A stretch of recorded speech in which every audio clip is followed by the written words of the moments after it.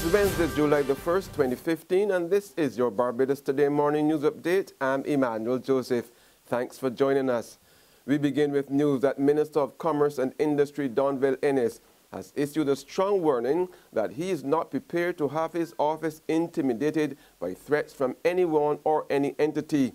This comes just about 3 hours before he meets with the National Union of Public Workers in a last-ditch effort to avert a planned shutdown of the country.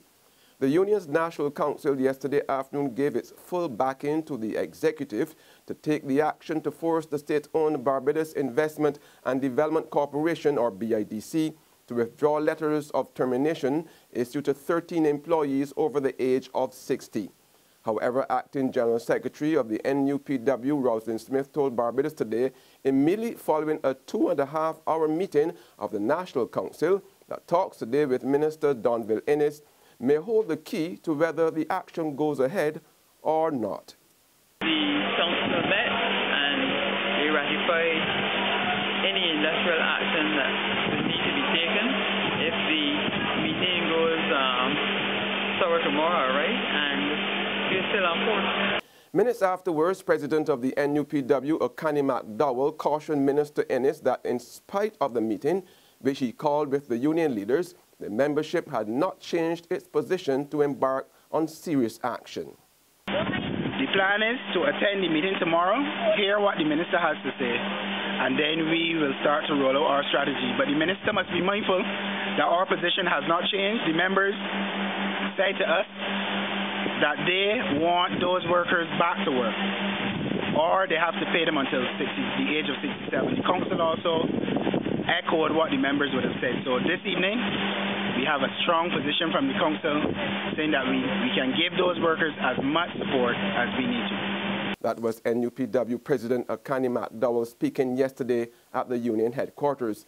Now, Minister Inniss told Barbados Today last night that he had not asked either the BIDC, for which he is responsible, nor the union to change their positions as a precondition to this morning's meeting.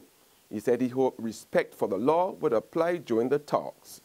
The Barbados Workers' Union has pledged its full support for the NUPW in its dispute with the government-run entity.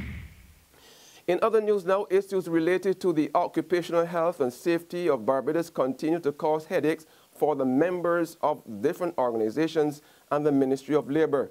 Alison Elcock is the Acting Senior Safety and Health Officer in the Occupational Safety and Health section of the Labour Department.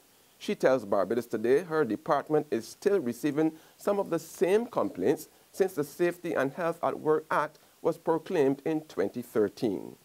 A lot of the complaints relate to indoor air quality, ergonomic assessments, and general safety concerns, but mostly it's indoor air quality and ergonomics that we tend to receive a lot more complaints. But it's not only from staff. We also get a lot of requests from employers seeking our assistance and helping to address any concerns that they may be experiencing or the staff may be complaining to them about.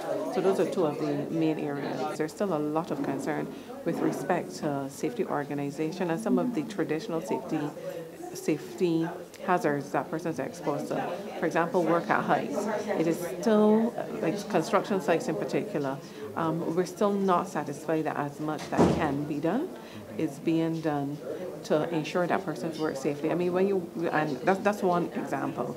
Another example would be exposure to chemicals and manual handling. So some of the traditional things still remain a cause of concern for us. Elcock is therefore recommending that safety committees be set up or safety delegates be appointed in order for those concerns to be addressed in a timely manner. What we would want to see persons doing more of is more consultation at the level of the organization, where through the safety committee or the safety delegate, the organizations are able to identify and within their span of experience and expertise, address those concerns, and then when it goes beyond what they think that they're competent to do, then they can either reach out to the Labour Department or other agencies to get the assistance. So what we really want to see more of is more safety committees being active and meeting, so that within the organization that they can try to resolve matters before they escalate to become a problem that they need to bring in somebody from the outside. A man remained in serious condition at the Queen Elizabeth Hospital last night following a shooting incident in Ruby St. Philip. The man, whose name has not been released by the police, was shot several times in the body and leg while in Ruby Tenantry around 3:45 p.m. yesterday. Police investigations are continuing. Barbadians have been told that they should not see the invasive sargassum seaweed as a threat or a crisis. National Coordinator of the UNDP's Jeff Small Grants Program, David Bino, is suggesting that it be seen instead as adding value to agricultural byproducts and fertilizers. He suggested that seaweed could also produce items such as animal feed and iodine. He noted that there were places where it was grown just for the Japanese market. So rather than seeing seaweed as a crisis, the UN official believes it should be viewed in a very scientific way. In sports now, controversy and football in Barbados seem to be going hand in hand at the moment.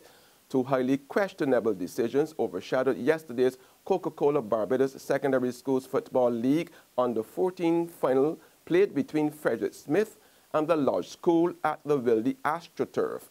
The two disturbances between the coach and referees marred what was otherwise a positively dominant performance from Lodge, who controlled the contest from start to finish, taking the game 4-1. There's regional and international news after this short break.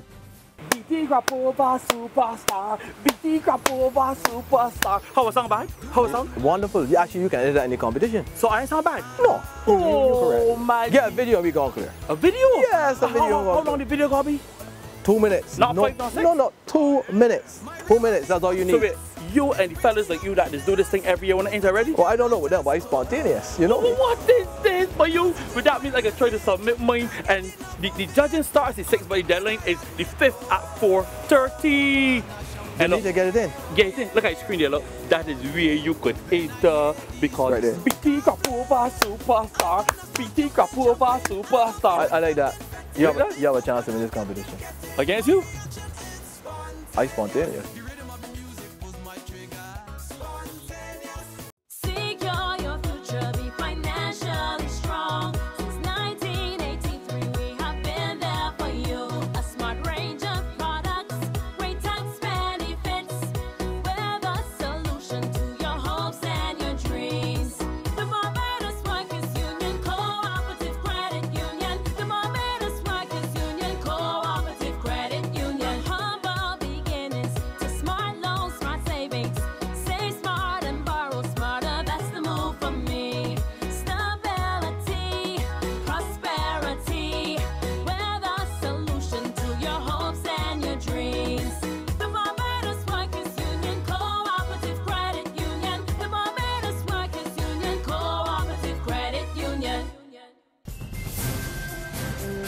On the regional scene now, Cuba stamps out mother-to-child HIV and syphilis. So says the head of the World Health Organization, Dr. Margaret Chan, who is describing it as the greatest public health achievements possible. Havana has less than 2% of children whose mothers have HIV, the lowest rate possible with the available prevention methods. The successful elimination follows years of effort to give pregnant women early access to prenatal care, testing, and drugs to stop these diseases passing from them to their child.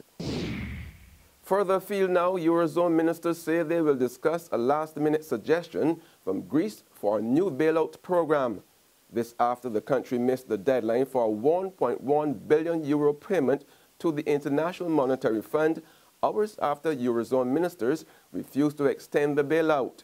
Greece, which is now formally in arrears, is the first advanced country to fail to repay a loan to the IMF. And on that note, we end our Barbados Today morning news update. However, you can join us again this afternoon. Until then, remember to log on to www.barbadostoday.bb, subscribe to our e-paper and email updates, or like us on Facebook. You can also catch us on Izumi Media in bus terminals or screenplay at supermarkets and gas stations near you. Also tune into Channel 101 on Lime TV and Mix 96.9 FM to get all the latest news and sports. I'm Emmanuel Joseph. Have a fantastic day.